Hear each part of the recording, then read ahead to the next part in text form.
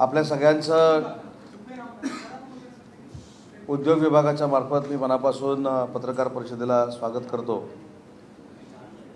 आज माझ्या विभागाची स्वतंत्र पत्रकार परिषद असल्यामुळे आपल्याला सगळ्यांना मी निमंत्रित केलं, त्याबद्दल तुम्ही आलात त्याबद्दल आपल्या सगळ्यांना धन्यवाद, आपले आभार। आणि आपल्याला माहितीच आहे की आम्ही शासन म्हणून मुख्यमंत्री आणि उद्योगमंत्री म्हणून दावोसला जातो, तर इकडे सगळ्या पत्रकार परिषद सुरू होतात। हा गेले 2 वर्षाचा पायंडा आपण अनेक वेळा बघितलेला आहे। आणि पत्रकार परिषद कशा पद्धतीची असते तर महाराष्ट्रामध्ये उद्योग येत नाहीत, महाराष्ट्रातले उद्योग बाहेर जातात, महाराष्ट्रातल्याच लोकांना दावोसमध्ये नेऊन MOU करायची काय आवश्यकता आहे, अशा पद्धतीची एक पत्रकार परिषद घेऊन फेक नरेटिव्ह सेट करण्याचा काही लोकांचा प्रयत्न असतो। पण मला आपल्याला देखील एक विनंती करायची आहे, जी मी वारंवार करतोय, की मागच्या वर्षी आम्ही सुमारे 15 लाख कोटीचे MOU केले। पत्रकार परिषदेतनं ह्या 15 लाख कोटीचं काय झालं आहे विचारण्यापेक्षा जे पत्रकार परिषद घेत आहेत त्यांना घेऊन आपण गडचिरोलीमध्ये जाऊ, त्यांना घेऊन आपण छत्रपती संभाजीनगरमध्ये जाऊ, त्यांना घेऊन आपण रत्नागिरीमध्ये जाऊ, रायगडमध्ये जाऊ। म्हणजे नक्की आम्ही किती अंमलबजावणी करतो हे आपल्या देखील लक्षात येईल, पत्रकार परिषद घेणाऱ्यांच्या देखील लक्षात येईल आणि आपल्या लक्षात आलं की आपल्यामार्फत ते महाराष्ट्राच्या जनतेपर्यंत पोचेल। गेले 3 दिवस महाराष्ट्र राज्याचे मुख्यमंत्री आदरणीय देवेंद्रजी फडणवीस साहेबांच्या नेतृत्वाखाली राज्याचा उद्योगमंत्री म्हणून मी स्वतः आणि आमची शासनाची पूर्ण टीम ही दावोसमध्ये होती। राज्याचे मुख्यमंत्री उद्या आल्यानंतर सविस्तर याबाबत बोलतीलच, परंतु मला सांगताना आनंद होतो की दावोसचा जो दौरा झाला तर कुणाला पटो न पटो पण तो 100% यशस्वी झालेला आहे। याचं कारण एकच आहे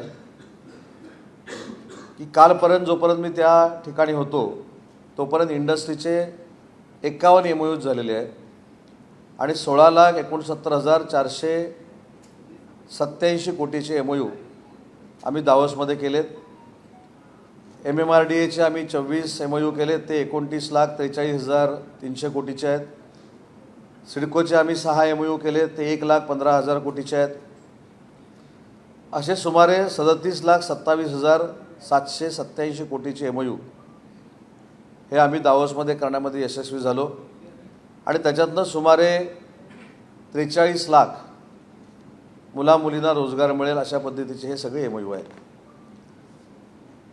आता महत्त्वाचा मुद्दा की याच्यामध्ये FDI किती आहे। हे सगळे जे MOU झालेले आहेत त्याचं ॲव्हरेज 80% याच्यामध्ये FDI आहे। मग त्याच्यामध्ये भारतीय कंपन्या आहेत, परदेशी कंपन्या आहेत, या सगळ्यांनी मिळून 80% FDI हे महाराष्ट्रामध्ये आणण्याचे MOU आमच्याबरोबर केलेले आहेत। त्याचं जर आपण बायफर्केशन केलं तर प्रत्येक MOUमध्ये 30 ते 75% हा FDI आहे, काही MOUमध्ये 100% FDI आहे आणि ह्याचं जर ॲव्हरेज काढलं तर MOUमध्ये 80% FDI हा महाराष्ट्रामध्ये नक्की येणार आहे। त्याच्यामध्ये अजून एक मुद्दा राहतो, मग महाराष्ट्रातला इंडस्ट्रियलिस्ट दावोसमध्ये आला, त्यानं त्या ठिकाणी MOU केला, ते कसं काय। माझे याच्याबद्दलचं उद्योगमंत्री म्हणून मत असं आहे की जो महाराष्ट्रातला उद्योजक दावोसमध्ये आला त्यानं स्वतःच्या ताकदीवर महाराष्ट्राचं नाव मोठं करून FDI त्याच्या कंपनीमध्ये आणला आणि तो FDI घेऊन तो जर महाराष्ट्रामध्ये येत असेल तर महाराष्ट्रीयन माणूस देखील FDI आणण्या एवढा सक्षम आम्ही करू शकलो, याबद्दलचं आम्हाला समाधान आहे। काही आडनावं इंडस्ट्रियलिस्टची काढायची, त्याच्यावर टीका करायची, महाराष्ट्रातनं काही लोक गेलीत त्याच्यावर टीका करायची, याच्यापेक्षा वस्तुस्थिती काय आहे हे आपण जनतेसमोर मांडलं पाहिजे। विधानसभेच्या निवडणुकीला मी समजू शकतो काही राजकीय आकस असू शकेल, लोकसभेच्या निवडणुकीला मी समजू शकतो काही राजकीय आकस असू शकेल, परंतु महाराष्ट्र हा उद्योग क्षेत्रामध्ये 1 नंबरला आहे हे समजून घेण्याची आवश्यकता आहे। मागच्या वर्षी जे काही सर्वे झाला त्या सर्वेमध्ये 1,64,000 कोटीची परकीय गुंतवणूक ही महाराष्ट्रामध्ये रेकॉर्डवर आलेली आहे आणि ह्याचा सर्वे आम्ही करत नाही, ह्याचा सर्वे सेंट्रल गव्हर्नमेंट करतं आणि सेंट्रल गव्हर्नमेंट मग ठरवतं की परदेशी गुंतवणुकीमध्ये कुठचं राज्य एक नंबरला आहे. खरं तर ह्या सगळ्या गोष्टीचा अभिमान असला पाहिजे की महाराष्ट्र हा उद्योग जगतामध्ये पुढं जातो आहे. उद्योग जगतामध्ये पुढं जात असताना पक्षभेद विसरून आपण शासनाबरोबर असलं पाहिजे, ही भूमिका काही लोकांनी घेण्याची आवश्यकता आहे. ज्यावेळी आपण उद्योग विभागावर टीका करतो त्यावेळी डायरेक्टली इनडायरेक्टली ती उद्योजकांपर्यंत पोचते आणि या महाराष्ट्रामध्ये अशा पद्धतीचं वातावरण कोणी तयार करू नये, ही माझी विनंती या पत्रकार परिषदेच्या मार्फत आहे. आता आम्ही दावोसला गेल्यानंतर फार मोठी टीका होते, पण 2022ला पत्रकार परिषद घेणारीच मंडळी दावोसला गेलेली होती. आमच्या खर्चावर चर्चा होते.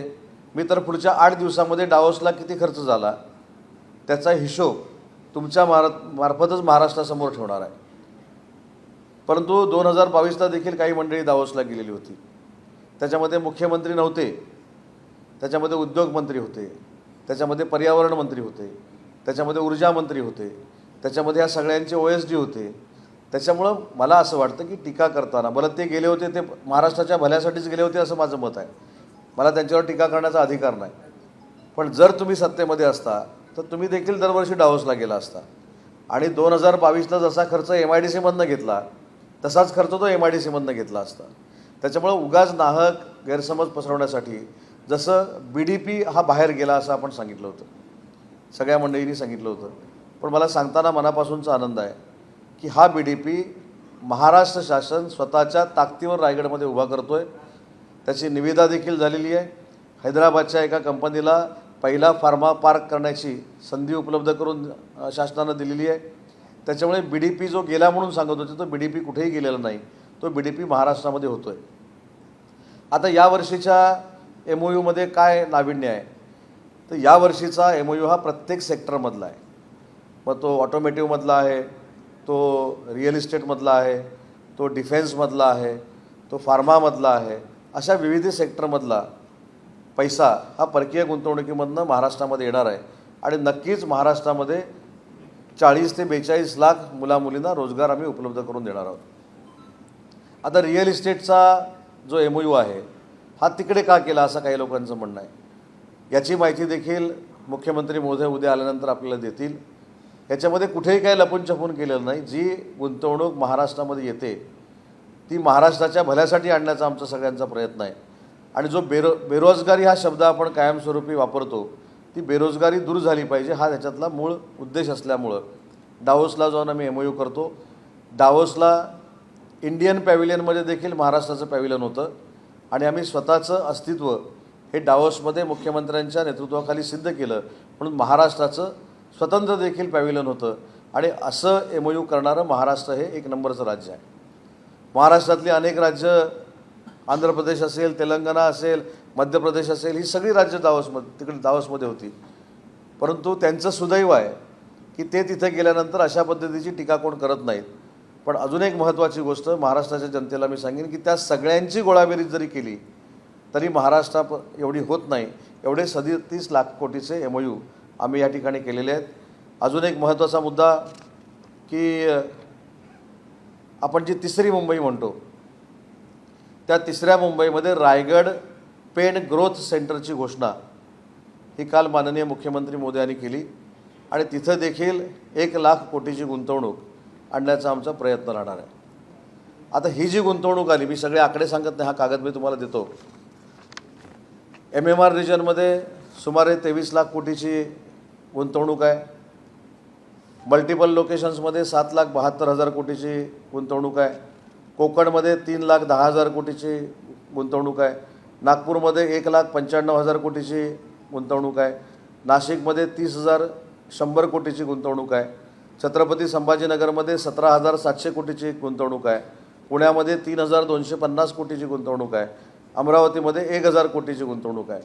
त्याच्यावर जे काय आकडे आहेत ते तुम्हाला सांगितले नाहीत, पण राऊंड जर आपण केला, त्याची बेरीज केली तर 37 लाख कोटीची गुंतवणूक ही महाराष्ट्रामध्ये दावोसमधनं येणार आहे आणि याच्यातनं 40 ते 42 लाख मुलामुलींना रोजगार या ठिकाणी मिळणार आहे.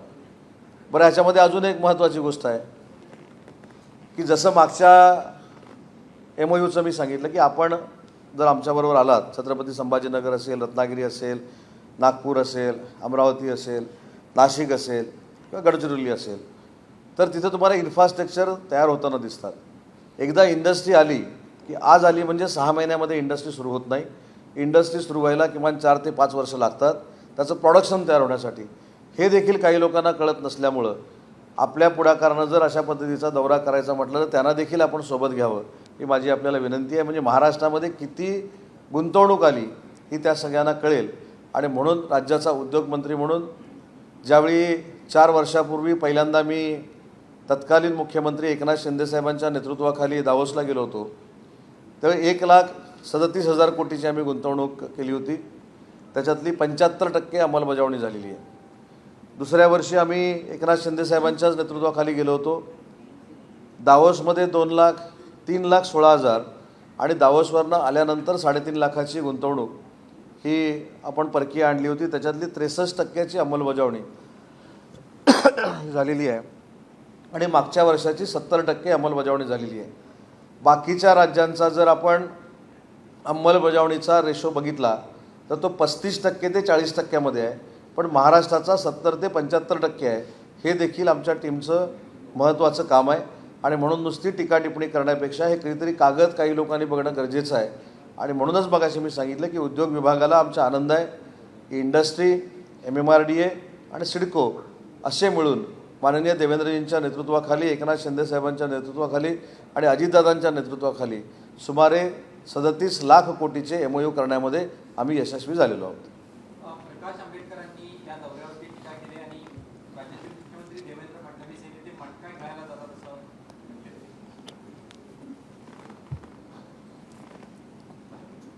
दावोस हा दौरा असा झालेला आहे की त्याच्यावर टीका केल्यानंतर TRP मिळतो. त्याच्यामुळे ह्या फक्त टीका आहेत. मला असं वाटतं की त्यांनी उद्योगमंत्री म्हणून माझ्याशी येऊन चर्चा जरी केली किंवा त्यांनी मला बोलवलं, ते मला सिनियर आहेत, मी त्यांना दाखवून देऊ शकतो. काय खेळायला जातो म्हणले ते? मग आम्ही मटका खेळायला जातो की गुंतवणूक आणायला जातो? मी त्यांना जातो. ते सिनियर आहेत, ते खासदार होते, ते एका पक्षाचे प्रमुख आहेत, मला कमीपणा नाही. परंतु मला आंबेडकर साहेबांना देखील ही विनंती करायची आहे की शाश्वत स्वीकारण्याची मानसिकता ही आपली सगळ्यांची असली पाहिजे. 37 लाख कोटीचे MOU होणं हे खायचं काम नाही आहे. ह्याच्यासाठी कष्ट करावे लागतात. त्याच्यासाठी इंडस्ट्रीजबरोबर संवाद ठेवायला लागतो. इंडस्ट्रीजच्या घराखाली जर आपण बॉम्ब ठेवले तर अशी काय मला असं वाटतं गुंतवणूक येत नाही. त्याच्यामुळे आंबेडकर साहेबांचं जर काय गैरसमज झाला असेल तर राज्याचा उद्योगमंत्री म्हणून मी दूर करेन. परंतु आम्ही मटका खेळायला नाही तर महाराष्ट्रातल्या मुलामुलींची बेरोजगारी दूर करायला तिथं जातो. उपस्थित केला गेला की लोढा असेल किंवा इतर भारतीय कंपन्यांची करार करायला दावोसला जाण्याची काय गरज आहे? भारतात ते करार करता येत नाही का, असा प्रश्न?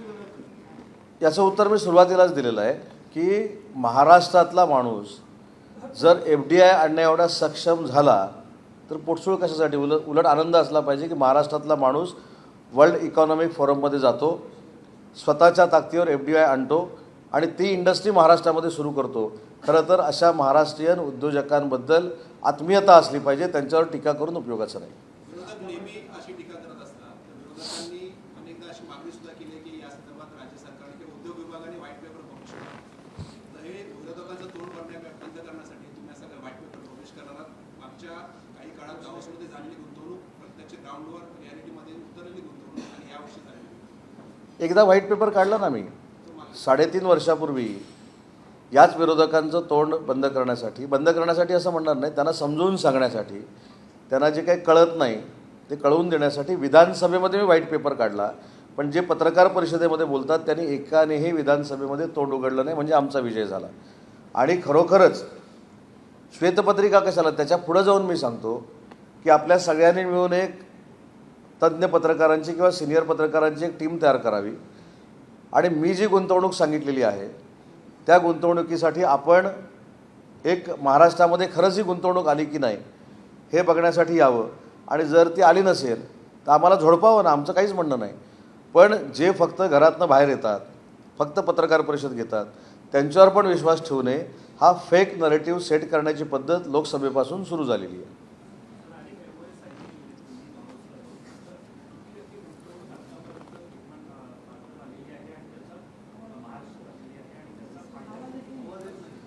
मी सांगितलं, तुमचा प्रश्न असा आहे की परकीय गुंतवणूक किती आली. मी त्याचंच मगाशी उत्तर दिलं की महाराष्ट्र हा देशातला परकीय गुंतवणूक आणणारा एक नंबरचं राज्य आहे. हे सेंट्रल गव्हर्नमेंटनं जाहीर केलं आहे आणि या वर्षाच्या तिमाहीमध्ये 1,64,000 कोटीची परकीय गुंतवणूक ही महाराष्ट्रामध्ये आलेली आहे. त्याचा फायदा किती आतापर्यंत लोकांना झालेला आहे आणि किती रोजगार निर्मिती झाली? नाही, माझ्याकडे आता ती पण आकडेवारी आहे, पण त्याच्यामध्ये प्लस मायनस थोडं होऊ शकतं. आता बघा, रोजगार माझ्याकडे जे 2025च्या ह्याच्यामध्ये आहे, तर आपण पूर्ण झाल्यानंतर 19 लाख लोकांना रोजगार देणार होतो, परंतु या वर्षभरामध्ये आपण 5,58,000 लोकांना रोजगार दिला आहे मागच्या MOUवर.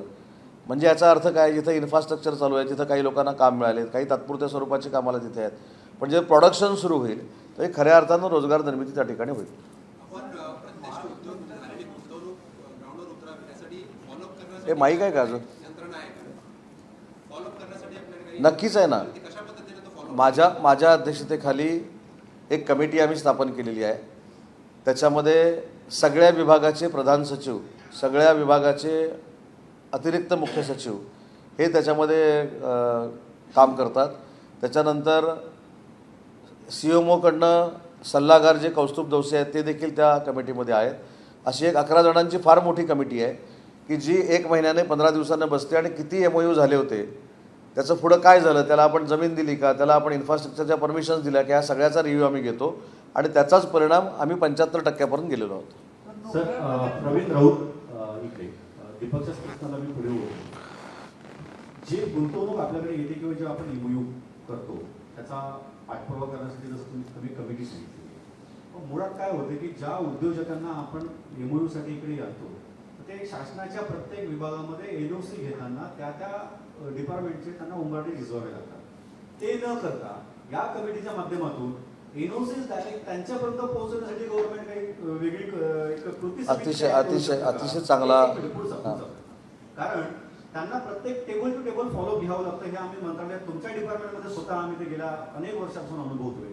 तो उद्योजकाला मंत्रालयापर्यंत त्याच्या प्रस्तावाचा पाठपुरावा करण्यासाठी यायची वेळ त्यांच्यावरती येऊ नये यासाठी उद्योगमंत्री म्हणून तुम्ही काही वेगळी त्याच्यामध्ये विंग तयार करणार आहात का, की डे टू डे त्या MOUचं किंवा त्या कंपनीच्या त्याच्या पूर्णत्वास नेण्यापर्यंत आपलीच जे प्रशासकीय अधिकारी असतात किंवा जी कोण तुमची कमिटी असेल त्याचा पाठपुरावा घेऊन पुढे काय झालं तर अपडेट त्या उद्योजकापर्यंत गेली पाहिजे, जेणेकरून महाराष्ट्र शासनाबद्दल त्यांचा विश्वास निर्माण होईल आणि उद्योजकांना सोयीस्कर होईल. यासाठी काय करताय? मी आपल्याला थांबवत नव्हतो, तुम्हाला पुढे प्रश्नच विचारायची संधी मी देणार नव्हतो. याचं कारण असं आहे, कदाचित आपल्याला कल्पना नसेल की 2 वर्षापूर्वी मैत्री नावाचं एक पोर्टल आम्ही लॉन्च केलं आणि त्या मैत्री पोर्टलमध्ये आता तुम्हाला RO कडे जायची आवश्यकता नाही, डेप्युटी कलेक्टरकडे जायची आवश्यकता नाही, मंत्र्याकडे यायची आवश्यकता नाही. तुम्हाला ज्या सगळ्या NOCs पाहिजेत डिपार्टमेंटच्या, 30 डिपार्टमेंटच्या, हे त्या मैत्रीमधनं मिळतात आणि 30 दिवसामध्ये जर त्या मिळाल्या नाहीत तर त्या NOC देण्याचे अधिकार आमच्या इंडस्ट्रियल कमिशनरला आहेत आणि ज्या NOC 30 दिवसामध्ये अधिकारी देत नाहीत त्याची डिपार्टमेंटली इन्क्वायरी देखील आम्ही लावतो. 2 वर्षामध्ये हाच प्रवास अतिशय महत्त्वाचा सुखकर झाल्यामुळं या इंडस्ट्री आपल्याकडे वाढत आहेत. त्याला जबाबदार मैत्री पोर्टल आहे आणि त्याच्यापेक्षा अजून एक पुढं जाऊन सांगतो की अनेक वेळा आपल्याकडनं असं ऐकायला मिळतं की या जागेमध्ये भ्रष्टाचार झाला, त्या जागेमध्ये भ्रष्टाचार झाला, ह्याला NT चेंबरमध्ये बोलवलं जागेसाठी. आता त्याच्यासाठी देखील आवश्यकता नाही. मिलाप नावाचं एक ॲप आपण लॉन्च केलेलं आहे. त्याच्यामुळं आपल्याला देखील उद्योगधंदा सुरू करायचा असेल आणि तुमची बॅलन्स शीट आणि तुमचा DPR रेडी असेल, तुम्ही घरातनं मोबाईलवरनं जरी ॲप्लिकेशन केलं तरी पुढच्या सोमवारी ते ॲप्लिकेशन करायचं आहे, पुढच्या सोमवारी तुम्हाला जागा मिळते. त्याच्यामुळं अशा पद्धतीचं ॲप महाराष्ट्रात कुठेही नाही. एवढं पारदर्शक काम उद्योग विभागामध्ये सुरू आहे. करण्याची गरज पडली? नाही, तेच सांगतो, एकाचीही विभागीय चौकशी करण्याची गरज पडली नाही, कारण मैत्रीतनं इम्प्लिमेंट होण्याची कारवाई ही 98% आहे. सर, विषय असा आहे की तुम्ही तुमच्या वर्षातलं माहिती सांगितली की आमचा कसा आढावा, पण जे विरोधासाठी विरोध करतात, जे पूर्वी महाराष्ट्राचे मुख्यमंत्री होते, अगदी शरद पवारांपासून सगळे दावोसला गेलेले आहेत, हा वाद कायमचा सुटावा म्हणून त्यांच्या काळात काय झालंय आणि त्यांनी केलेली कामं MOU हे सक्सेस झाले की नाही, हा वाद कधी सुटू शकतो? आता पुढच्या वेळी त्यांनाच घेऊन डावसला जातो. पण झालेल्याचं पण आम्हाला कळायला पाहिजे ना. नाही, झालं, मी सांगितलं ना तुम्हाला. झालेल्याचं आता दीपकजींनी विचारलं की श्वेतपत्रिका काढणार का, त्याच्या पुढं जाऊन मी सांगितलं. म्हणजे हे मी विनोदानं नाही सांगितलं, कुठंतरी आमचं पण जे आम्ही इथं पत्रकार परिषद घेऊन बोलतो ते सत्य आहे हे दाखवण्यासाठी तुम्ही जर एक कमिटी अशी तयार केली किंवा खरोखर जे उद्योग आलेत का, आणि पारदर्शकपणानं सांगायचं. म्हणून मी त्याचा उल्लेख पण केला. जर आम्ही गडचिरोलीला तुम्हाला घेऊन गेलो आणि तिथं स्टील हब होताना तुम्हाला दिसला नाही, तुम्हाला लॉईड्सचं काम तिथे दिसलं नाही, तिथे जोशींचं काम तुम्हाला दिसलं नाही, तिथे सज्जन जिंदालचं काम तुम्हाला दिसलं नाही, तुम्ही आम्हाला झोडा ना आम्ही खोटं बोलतो म्हणून. पण होतंय कसं, आपण पत्रकार परिषदेमध्ये प्रचंड विद्वान असल्यासारखी काही लोक जी माहिती देतात त्याच्यावर विश्वास ठेवतो. त्याच्यामुळं कागदावर देखील विश्वास ठेवला पाहिजे. आणि कागदावर जर विश्वास ठेवायचा नसेल तर ग्राउंड रियालिटी काय आहे ही देखील आपण सगळ्यांनी बघितली पाहिजे. आणि म्हणून मगाशी मी म्हटलं की काही लोकांना डावोसला येता येत नाही याचं दुःख असेल तर पुढच्या वेळी त्यांना आम्ही घेऊन जाऊ. सावंत हिंदी में जानना चाहेंगे. मराठी होते ना, मराठी. सर थोडासा राजकीय प्रश्न आहे. आज बाळासाहेब ठाकरेंचं जन्मशताब्दी वर्ष सुरू होते, जयंती आहे.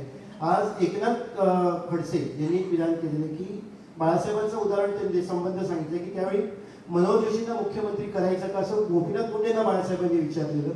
ते बाळासाहेब गोपीनाथ मुंडे म्हणाले की मनोहर जोशी सोडून कोणालाही बनवा आणि मग नारायण राणेंना बोलवलं. खडसेंना आता या गोष्टी काढण्याची गरज काय आजच्या दिवशी? नाही, मला असं वाटतं की आता काही लोकांना समोरच्यांचं मनोरंजन देखील करायची सवय झालेली आहे. खरं तर आज वंदनीय बाळासाहेबांना आदरांजली वाहण्याचा दिवस आहे. त्यावेळी काय झालं याच्यावर चर्चा करण्यापेक्षा आता महाराष्ट्रात आपल्याला चांगलं काय घडवायचं आहे आणि त्यांच्या आदरांजलीच्या निमित्तानं कुठचा चांगला संकल्प करायचा हे खरं बोललं पाहिजे. छगन भुजबळांची निर्दोष मुक्तता करण्यात आलेली आहे. महाराष्ट्र सदन प्रकरणामध्ये ज्या पद्धतीने केस उभी केली त्या अनुषंगाने उभी राहू शकत नाही असे निरीक्षण कोर्टाने दिलेली आहे. आता एखादं निरीक्षण कोर्ट ज्यावेळी देतं त्याच्यावर मी कॅबिनेट मंत्री म्हणून काय बोलू शकतो. कोर्टानं दिलेलं निरीक्षण असेल, कोर्टानं दिलेला आदेश असेल त्याच्यावर ठीक आहे, तो जो काय आदेश आहे तो सगळ्यांनी मान्य केला पाहिजे. भाजपनं त्यांच्यावरती प्रचंड आरोप केले होते आणि तेच दोषी आहेत अशा पद्धतीचं चित्र महाराष्ट्रात नाही सर संपूर्ण देशात उभं केलं होतं. नाही, त्याच्यात आता न्याय झाला ना की न्यायमूर्तींनी न्यायालयामध्ये ज्या काही गोष्टी सांगितल्या आहेत त्या आता सगळ्यांना कळलेल्या आहेत. त्याच्यावर न्यायालयाचा निर्णय झाल्यानंतर बोलण्यामध्ये काहीच अर्थ नाही. सर न्यायालयाचा निर्णय जरी झाला असला तरी न्यायालयाने जी निरीक्षणं नोंदवली आहेत ती महत्त्वाची आहेत. कारण त्यांनी शिक्षा भोगलेली आहे, त्यांनी जेलमध्ये ते राहिलेले आहेत आणि असं असताना भाजपकडे ठाम विरोध केला गेला होता. त्यांच्यावरती आरोप न्यायालयानं जी निरीक्षणं नोंदवलेली आहेत त्याची नोंद संबंधित लोक घेतील. सर महाराष्ट्रात एवढ्या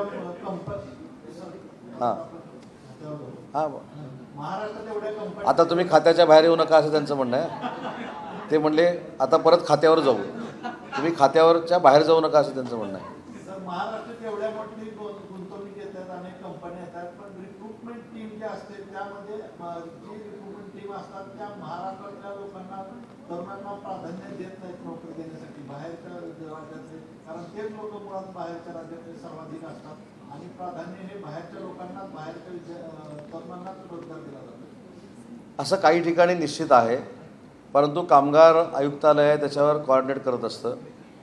पहिली गोष्ट म्हणजे ज्यावेळी उद्योजक आमच्यावर ॲग्रीमेंट करतो त्यावेळी 80% प्राधान्यानं स्थानिक घेऊ अशा पद्धतीचं ते ॲग्रीमेंट असतं. पण बहुसंख्य उद्योजक ते फॉलो करतात. काही ठिकाणी जर फॉलो झालं नाही तर त्याच्यामध्ये कामगार विभाग हस्तक्षेप करतो. परंतु स्थानिकांनाच रोजगार मिळाला पाहिजे, स्थानिक मराठी माणसालाच रोजगार मिळाला पाहिजे, हीच आमची पक्ष म्हणून देखील भूमिका आहे. सर, एक प्रश्न या संदर्भात आहे की आपण गुंतवणूक अमुक लाख कोटी होईल या प्रकारे आपले सांगितले, रोजगाराचं ऍक्ट आपण सांगितलं. आपल्या सर्वांना माहिती की अनेक कंत्राटदारांची देणी राहतात किंवा अर्थव्यवस्थेवर ताण आहे शासनाच्या वेगवेगळ्या योजना. या प्रकारच्या अशा प्रकारच्या गुंतवणूक करारांमुळे आपल्या अर्थव्यवस्थेला बळकटी मिळू शकते का आणि साधारण त्याचं एक क्वांटम एक एस्टिमेटेड आहे का की या सगळ्या गोष्टीमुळे आपल्याला शासनाला डायरेक्ट फायदा होऊ शकतो? नाही, ह्याचा डायरेक्ट फायदा नक्की होणार आहे. कारण ही काही गव्हर्नमेंटमध्ये होणारी गुंतवणूक नाही आहे, ही प्रायव्हेट सेक्टरमधली उद्योग विभागामध्ये होणारी गुंतवणूक आहे. त्याच्यामुळे इथल्या ठेकेदारांची बिलं देणं ही त्या प्रायव्हेट कंपनीची जबाबदारी आहे. इथल्या मुलांना रोजगार देणं ही प्रायव्हेट कंपनीची जबाबदारी आहे. या कंपनीमध्ये परमनंट जॉब देणं ही देखील त्या प्रायव्हेट कंपनीची जबाबदारी आहे. आणि म्हणूनच मगाशी सांगितलं की त्यांच्या प्रश्नाचं उत्तर देत असताना की ज्यावेळी अशा पद्धतीचा एम्प्लॉयमेंट जनरेशनचा विषय येतो त्यावेळी कामगार विभाग त्याच्यामध्ये हस्तक्षेप करतं आणि कामगार विभाग स्थानिकांना न्याय मिळवून देतो. महाराष्ट्रात एक विषय असा आहे की आता कोणत्या प्रकारच्या इंडस्ट्री येणार आहे, त्या इंडस्ट्री कशा पद्धतीचं काम करणार आहे हे उद्योग विभागाला पहिले माहिती होतं. पण त्याच्यापासून स्किल डेव्हलपमेंट जो आहे म्हणजे जो रोजगार डेव्हलपमेंट करतो किंवा त्यांना लागणारा जो वर्कर आहे त्याला तो स्किल सस्टेनेबल असला पाहिजे. यासाठी उद्योग विभागाकडून स्किल डेव्हलपमेंट विभागाशी काही असा एक सेतू काही निर्माण करू शकतो का किंवा त्या इंडस्ट्रीला जर कौशल्य प्राप्त कामगार मिळाले तर बाहेरचे कामगार आपल्याकडे येणार नाही. याच्यासाठी काय करू शकणार का उद्योग मंत्री म्हणून? नाही, यासाठी उद्योग विभागानं स्वतः महाराष्ट्रातल्या काही विभागांमध्ये कौशल्य विकास केंद्र ही MIDC मार्फत स्थापन केलेली आहे. उदाहरणार्थ नाशिकला परवा मी त्याच्या उद्घाटनाला गेलो होतो. नाशिकमध्ये जी काही इंडस्ट्री आहे, वाईन इंडस्ट्री आहे, तर त्यातलं प्रोडक्शन तयार झालं पाहिजे म्हणून मुलांना स्किल मिळालं पाहिजे म्हणून आम्ही तिथे स्किल सेंटर सुरू केलं. पण मी आज जाहीरपणानं अजून एक महत्त्वाची गोष्ट सांगतो आणि स्वर्गीय रतन टाटा साहेबांना आदरांजली वाहतो की त्यांनी जवळजवळ 750 कोटी रुपये CSRमधनं स्किल डेव्हलपमेंटसाठी आम्हाला दिलेले आहेत आणि 8 ठिकाणी आपण कौशल्य विकासाची केंद्र बांधतो आहे. तिथनं 7,000 मुलांना रोजगार मिळणार आहे, 7,000 मुलांचं ट्रेनिंग होणार आहे. आणि तुम्ही जो प्रश्न विचारला की ज्या ठिकाणी कंपनी आहे त्या टाईपचंच ट्रेनिंग त्यांना दिलं जाणार आहे. सर, राज्यात जसे दोन्ही बंधू एकत्र आले अशाच पद्धतीनं दोन्ही शिवसेनेनी एकत्र यावं आणि हिंदू हृदय सम्राट बाळासाहेब ठाकरे यांचं जन्मशताब्दी वर्ष आहे. शिवसेनेचाच महापूर मुंबई महापालिकेवरती असावं असं भास्कर जाधव म्हणाले. नाही, त्यांनी काय म्हणाले याच्यापेक्षा आम्हाला काय करायचं आहे हे महत्त्वाचं आहे. आज माननीय एकनाथ शिंदे साहेबांचं नेतृत्व हे वंदनीय बाळासाहेबांचा विचार कानाकोपऱ्यामध्ये पोचवणारं नेतृत्व आहे हे सर्व मान्य झालं आहे. म्हणूनच नगरपालिकांमध्ये आम्हाला यश मिळालं. 3 वर्षानंतर उठावानंतर आम्ही महानगरपालिका लढलो. 402 नगरसेवक आमचे झालेले आहेत. त्याच्यामुळे भास्करराव जे बोलले असतील ते त्यांचं वैयक्तिक मत आहे. सरेंडर केलेलं आहे. विकास गोगवले यांनी सरेंडर केलेलं आहे. त्यांच्यावरती वेगवेगळ्या पद्धतीचे आरोप होते. आपण आता थेट उद्योग विभागाकडनं गृह विभागाकडे आलेलो आहे.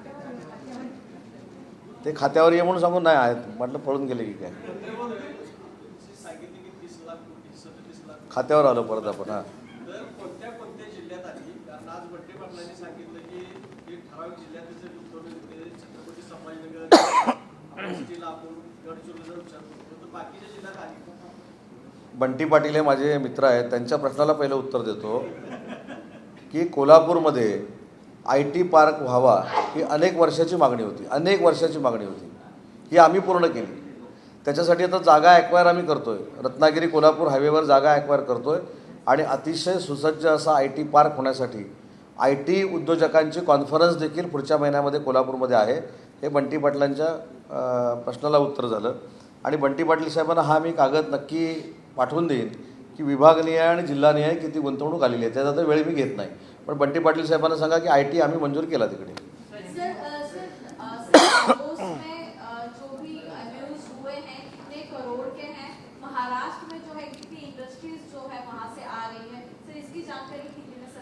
महाराष्ट्र में कुल मिला के 37 लाख करोड़ के MOUs, टोटल 81 MOUs हुए हैं दावोस में और उसमें से 40 लाख बेरोज़गार युवक युवतियों को रोज़गार मिलेगा. पिछले साल का जो रिकॉर्ड था 15 लाख करोड़ का, वो हमने ही खुद हमारा रिकॉर्ड तोड़ा है और 37 लाख करोड़ के MOU हमने महाराष्ट्र के लिए किए हैं. उसमें डिफेंस है, रियल इस्टेट है, ऑटोमेटिव है, फार्मा है, ऐसे विविध क्षेत्र में हमने MOU किए हैं. लगातार आरोप लग रहे हैं लोधा के साथ आपने MOU वहाँ साइन किया. लोधा तो आपकी कैबिनेट में खुद मिनिस्टर है, तो वहाँ जाकर MOU साइन करने की आवश्यकता नहीं. नहीं, जो महाराष्ट्र का उद्योजक है वो अगर वर्ल्ड इकोनॉमिक फोरम में जाता है और अपनी जो FDI लेके आता है तो ये आनंद की बात है. उसके ऊपर टीका करने की बजाय उसका मेरे ख्याल से सत्कार होना चाहिए. और मैंने पहले भी कहा है कि हर हमारे MOU में 30% से लेके 75% तक FDI है और कहाँ कहाँ तो 100% है. तो क्या हम समझा सकते हैं कि FDI लाने के लिए डावोस जाने की क्या जरूरत है? क्या डावोस का कनेक्शन क्या है? नहीं, डावोस एक वर्ल्ड इकोनॉमिक फोरम का जो एक स्टेज है वो इंटरनेशनल स्टेज है.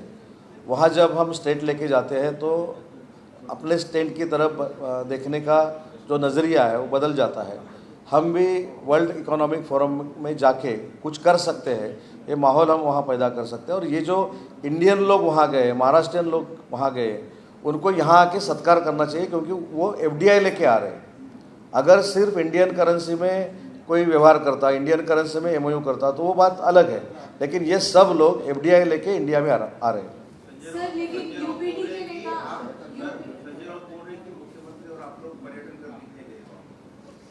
आपको ब्रेकिंग मिल गई ना?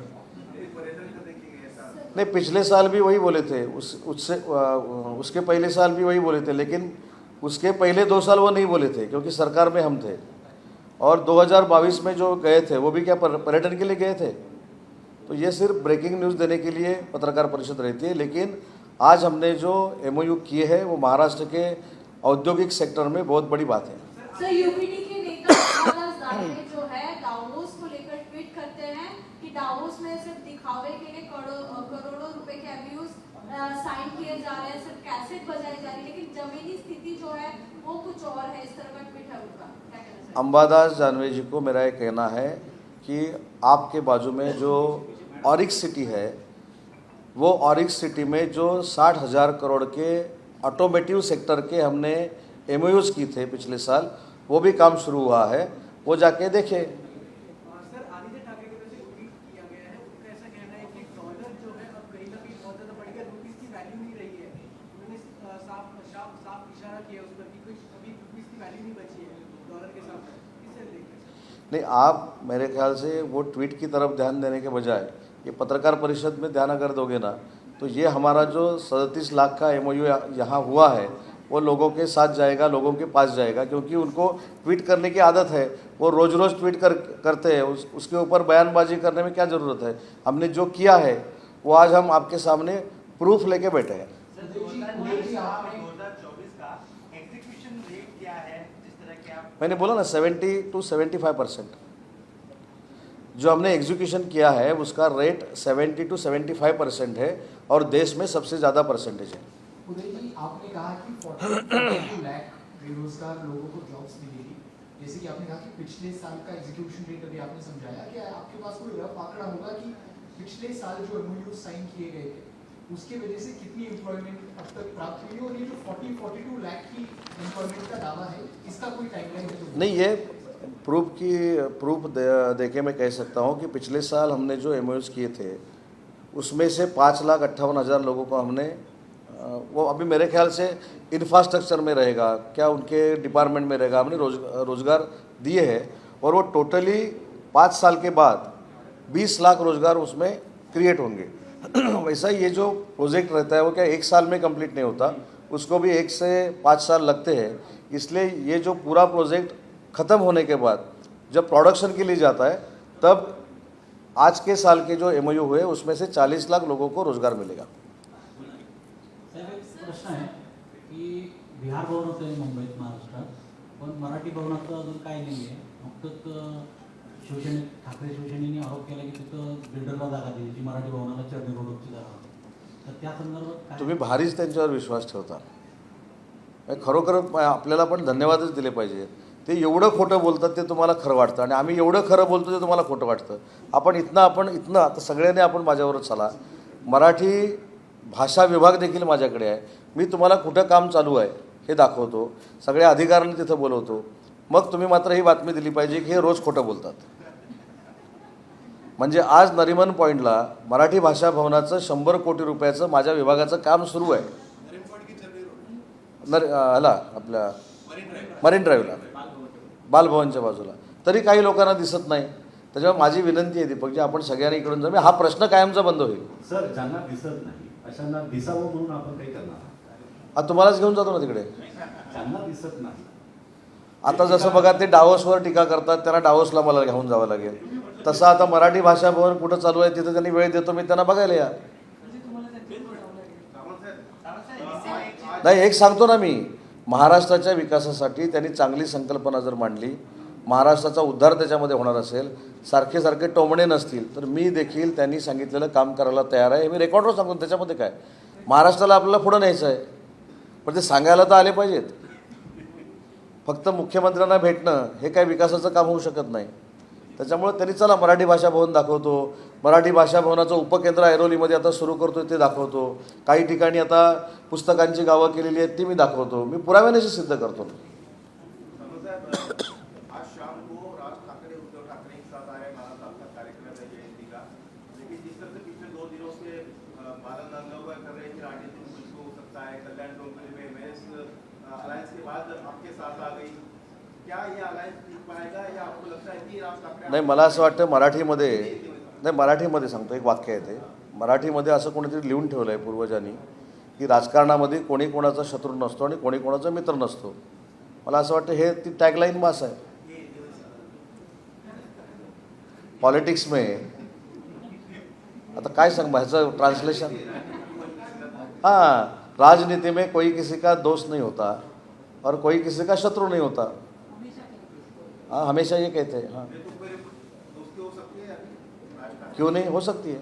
हेच विधान उद्धव ठाकरेंच्या बाबतीत लागू होऊ शकतं का? ते राजसाहेबांच्या बाबतीत बोलले. हे उद्धव ठाकरेंच्या बाबतीत लागू होऊ शकतं? नाही, राजसाहेबांच्या बाबतीतला प्रश्न आहे. भास्कर यादव बार-बार ये इस ओर इशारा कर रहे हैं कि शायद अभी वो छोड़ दो. भास्कर यादव साहब ने जो कुछ बयानबाजी की है उसका मनोरंजन लेना चाहिए. ऐसा कुछ भी नहीं होने वाला है. बिहार सरकार की तरफ से 314 करोड़ रुपए पारित किए गए मुंबई में बिहार भवन बनाने के लिए, उसका विरोध मनसे कर रही है. नहीं, मनसे ने क्या किया मुझको मालूम नहीं, लेकिन महाराष्ट्र गवर्नमेंट का मराठी भाषा भवन ये काम शुरू है और 2 बरस में वो कंप्लीट होगा. धन्यवाद. छगन भुजबल को अब राहत मिली है बहुत बड़ी. एंटी करप्शन ब्यूरो ने पहले राहत दी, अब ईडी कोर्ट से भी बड़ी राहत मिली है. बताया गया कि प्रेडिकेट ऑफेंस जब नहीं है, जो कुछ कोर्ट ने डिसीजन दिया है वो मानना पड़ेगा. धन्यवाद. सर बाळासाहेब ठाकरेंचं जे स्मारक आहे ते यावर्षी होईल का? कारण का गेल्या 2-3 वर्षापासून ते काम सुरू आहे. वंदनीय बाळासाहेबांचे जे स्मारक आहे त्याच्या संपूर्ण कार्यवाहीसाठी अनेक बैठका माननीय मुख्यमंत्री देवेंद्रजींनी देखील घेतलेल्या आहेत. आमचे मुख्य नेते एकनाथ शिंदे साहेबांनी देखील घेतलेले आहेत. ते स्मारक देखील लवकरात लवकर पूर्ण होईल आणि त्याचा लोकार्पण सोहळा देखील होईल.